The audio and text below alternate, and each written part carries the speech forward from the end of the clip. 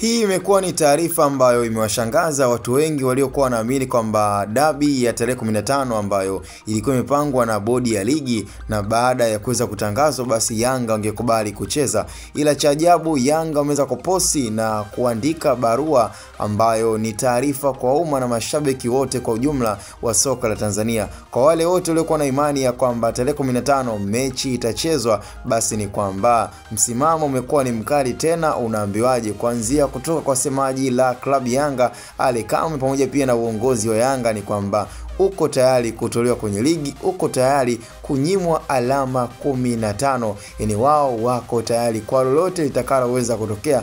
Yani ikatokea Yanga hata anashushwa daraja, basi Yanga wao wako tayari, lakini msimamo mkali ni kwamba hawatocheza na wamekubaliana na hayo yote. Kwa hiyo haijalishi kama tarehe 15 Simba Sport Club ambaye mpaka sasa ameshaweka nadhiri ya kucheza mechi hiyo, basi Yanga wao wameweza kupishana na gari hilo la mshahara kwamba tarehe 15 wanachokifahamu ni kwamba wao mbakiwa na mechi mbili, na isoshe kwamba pia Yanga wametangaza kwamba hawatocheza pia fainali ya kombe la shirikisho la CRDB, ambapo wanadai kwamba pesa ambazo ni za mwaka jana, yani za msimu uliopita, katika ushindi walioweza kuibuka kama wao ndo washindi wa kombe hilo la shirikisho la CRDB, manake inadaiwa kwamba hawakuweza kupewa pesa zao. Kwa hiyo ni kama deni. Sasa iwaji wacheze fainali ya pili akati tayari pesa ya awamu ya kwanza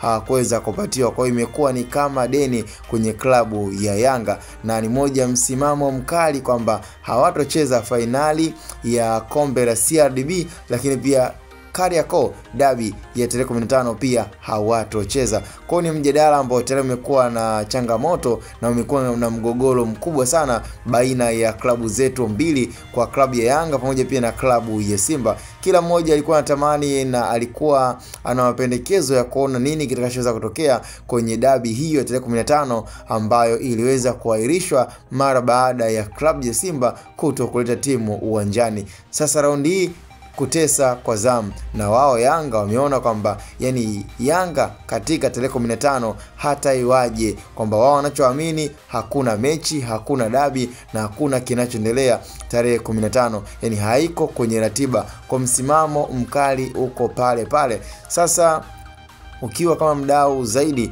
ningependa sana tukutane kwenye upande ama idara ya comment section. Una ushauri gani ama una maoni gani? Na je, umefurahishwa na kinachoendelea na klabu Yanga ama umesikitishwa? Ama pia je, una maoni gani kuhusiana na hiki kinachoweza kuendelea?